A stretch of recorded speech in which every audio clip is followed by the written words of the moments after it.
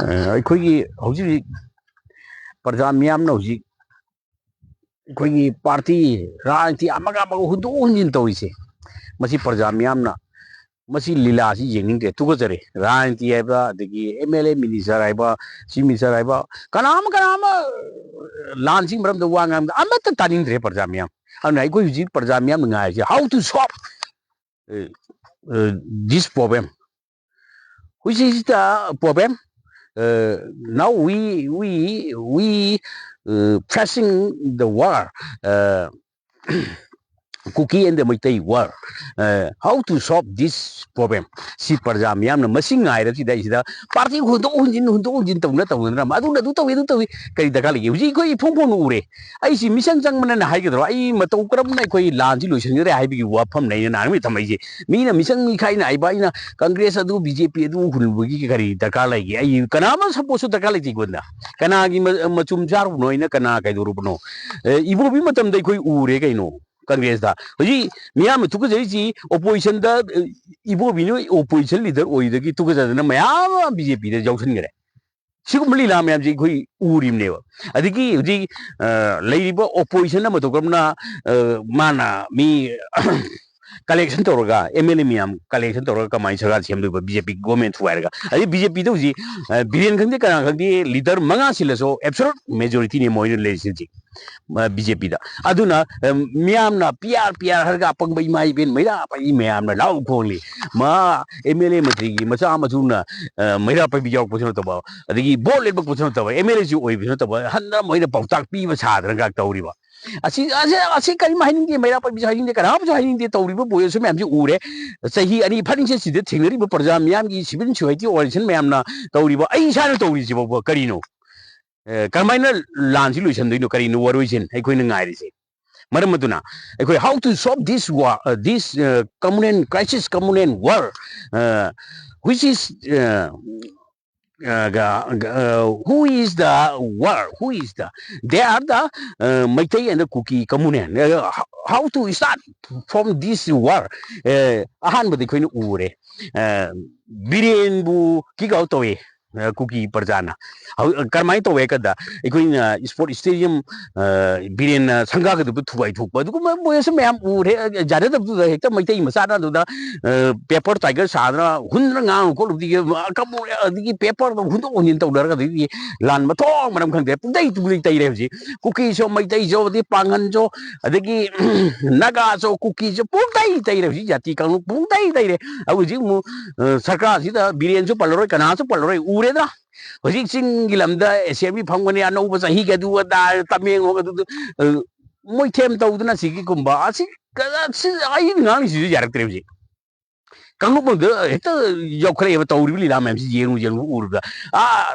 Tamunda, Semi Pamunia to Tori, Tori. Kunda Karicumba, Lantoiba, Mate, Cookie Maraxi, the Kaino Piriba, I see Kumasi, Kamaina soap to Gumdino, Sikumbali Lamamse. I think it moves from the upper Sargasi, Unindrebasi. As she means in Namasako, Marai, but no Kaita. I see we only, I see Kumasi,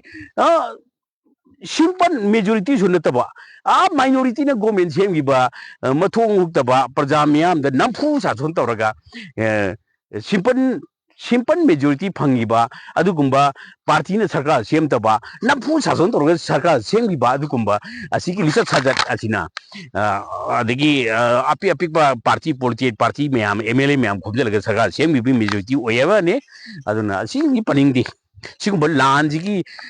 Some meeting I over, meeting I over, some by Gada. Ah, Senapati, the meeting to ready to Hector Cookie, Hector Nagag, the Canada, but my guy, which you Senapati, the meeting to the Kanaga, meeting to Diva. I should I would say, Anisa, Panisi Land or Sida, Karamba Semi, the Karamba Kangup Jati, MLA Suna, Minister Suna, Cabinet Suna meeting, Yaur given. Warak biti ba siku mathong to sarkar si yauri ba MLA sing yauri ba minister sing sibu ikai bitro kai no no to sibo adi mo MLA minister sing kaimung asida kanabu chomna sentiment sakala le sarkar sina parja myam si matai kangop to ka du kom community mo uba ke ta hat patu pa digi jati kangop mo no sing thak ta he uba ka hat pa sibo kamal babu sibu karino ji magi asibo dead body natragana ma ma to karam na puthok pa gi wakhalon ta leiteba asida kariguma kadaji logic so mafam mang khangdar manghali mina parja myam ji kuira sumane war to jegi ni agitation myam jai bi khallar ge sumaina to un leire aji kamal babu na kariguma sirap ma tare asiba dead body phangna ka mo ko gi tum liba kaino singji civil society organization myam hauglak ti da duga thau ta ba MLA matri gi yum mai thagalak ti da 우닌다봐 지금 봐 거기 리서 찾으려면 야우리에봐 시부 란지로 그래 보죠 어디게 뭐 란지로 그래 보라 란지다 뭐 립 के अंदर लेरी पर प्रजा में हम सिबो मसा की मयूम कराई दोनों अजी इलेक्टोरल रोल छेम लाये सिबो इलेक्टोरल रोल सिबो मागी पुलिस स्टेशन मागी कराई दोनों बस सिबो लमचुम मोई मयूम मकई कर लेरी पर मोई मपुरम सी चुप पदुदा रिप के अंदर दम ओइरे कदरो मधुदा इलेक्टोरल रोल चल लिब्र कइनो ओइदा पादा सरकार के दुकुंबा तौदब यादे दुने तौबा मथोक मरम खंग लमचम तौबा अब प्रजा में हम सिने कमाई तौरी प्रजा सिंगी सीरसो यार जला यासु याइना सिदे सीरीबो प्रजा में हम हेक्ता सेन घर पीरो लोरेबा सेन घर लोली में करबार तौरी मिना अदगी करी हुजी मीदी जाजा तौना रे करम हम कम्युनिटी ने यंगो अखोगी पोपी कनोसी मोगी कानीसी केजी युद्धोंगुनी खाइगलगा लानसी सिनरक्तोरी मीदी अदुगुंबा वरे म्यामा हाउरे मसिदे खोन लौजो पाछि canoe अदिगे Meitei मैसेन Sido जेमु electric post खुदी मकी तेज कायन ना मतम दै कोई नेशनल हाईवे द लेरिबा खुराई बाइबो सिंग सेक्टेक चेरांग बाइरगा सुरी इम पार तेज म्याम दौर मुगि लिजतो जेमु चत्र लेरा हुजिकी सरकार सि मतम जि इलेक्ट्रिक पोस्ट मफम खुदी मक्ता तेज म्याम लौरे अदिगे सेनखाइ थुं बाइना पिक थले ngam deba khut khulai pai ba la lo sing jina hoji billion sangirbo billion nga irabo ha natragna nga di billion de ki sa adam nina adu kai re adu ka bi no no no billion nga amyam sigumba ai di solution sida pi gani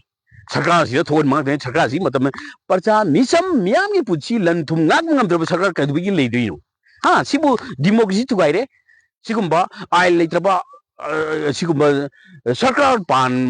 नमागी सरकार लेब नमाग की सरकार जी करी मथौक लेगे बसिदा मरम मदुना अखोई अथु मतमदा प्रजा मियाम लेरिबा अखोई MLA मंत्री सिंगी युम मई थारु मतरो थाउ दबजिंग कदोइनो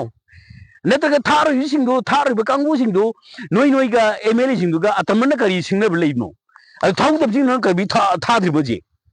कदबिनो बो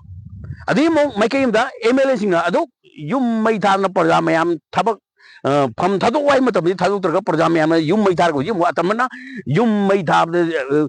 मोबाइल दा कनो वीडियो क्लिप जेंगा मी से युम चलग फारि बई फोंग ना उरे कक्चिंग दा लंसाई थौनागी बोलजे फाबसु लेप्ति येद हमले असिगुंबा सासोनजी प्रजा म्याम कहिनोजी मसी कनागी दाइदनो कनाना मसीगी तौरुबगी मही कना चादिनो मसी मरन नाइरो मरन नाइगी दमकते MLA गी युम मई थारो ब्रब कगिंग माइ त तौजी कगिंग माइ कई त तौरीजी और माइ कई खुदिंग डिस्ट्रिक्ट खुदिंग इम्फाल खंगदे बिशेमपुर त खंगदे तौरिबा गोविंदास क चिंबगी अदगी लेरिबा थुगारिबा MLA म्यामसी थुगारिबा सिंगजे मसीबो लनाइरोबो करिगिनो मोइना युम मई थारबा मिसिंग अकल थौ चारिबा युम मई कयमदा कमांडो सिंगिना अकल थौ शाररगा ललौबो म्याम सिबु हुजी कोचान कोजान ताले हुजी ललौ सिंगी फगलेबो खुलाई म्याम सिंग कैदोरगाइनो हा ललौ बाहाइगरा खुनगाक बाहाइगरा करी हाइनो खुलाई पाइबो म्याम सरकार सिना याबो मिसिंगी फोंगना पाइना लेरे नोंमै अदुगा सोमदा खुनगाक बम ओराइसन नाइबो सिंगिना लोइना फगत बिरे अदु जिक्ति नौरी पाइबो याव चैतुप चरांग थांग पाइबो याव नोंमै लोइन फगत बिरे असिति इदि डबल ब्रेन गुम्बा अदगी एयर गन गुम्बा पाइ लेरे सिदा खुनगाक बसिंगना असिदा खुलाई लेरिबो खुनगाक बसिंगदगी अफब खुलाई मै लोइने एके र चिंबा तै खुलाई अफब मै लोइ फगत बिरे सिदा तौरिबा कमांडो सिंह लिसची लेरिबा खुंजिगी मैरा पाइदी इमा इबेन सिंह नवइना लौद्रबो पाची कइयो मसिदना मोइदा सपोर्ट तौरिसि कइनो अदगी कमांडो सिंह जिगी मतु मसा सिंगदुना नोइगी अदुकुम मियोइ सिंगदु नंगी युमगी नुपा सिंगदु अदुना तौरिबा लिसची नोइ दुम जेंग लेरिबा नोइ वाहिम बो हाइम ngam मोइजि सारो कमांडो सिंह जे मरो थोब तबरा नोय मरमदुना अथु मतमदा खुन ngak सिंग रि फाइब खुलाई सिंग पिथोकदबनि हजिक लाल लोइरबो हजिक मैकई दा ड्रोन बॉम्बिंग ड्रोन एटेक मैम तौरी अच्छी अच्छी अदगी बो चिजा तंजादा प्रजा मैम मयूम मकई दम त तुम फंगद्र लेरे निथम था इंगनबसिदा मफी मरोन जाव यावदे खगदे असिकुंबा सी येंग लेरिबा मचुम घर चारा लेरिबा अदगी इखोगी टीवी दा टॉक तौद्रा कनो स्पीच पीरिबा अभी बाबोक सिंग नोई कैथोरी मसे मरम मदुना सी प्रजा मैम पुनम इखोई खुसमिन साइबु वफम जिल नत्रा आई उपाय लेत्रे मरम मदु इखोई अब नेक्स्ट मतुंगदी इखोई वा ngang बजि तो असि कोई how to solve this war Kuki and Meitei असि इखोई सोप तोंगाई लंगमिन साइबु वफम थमजरी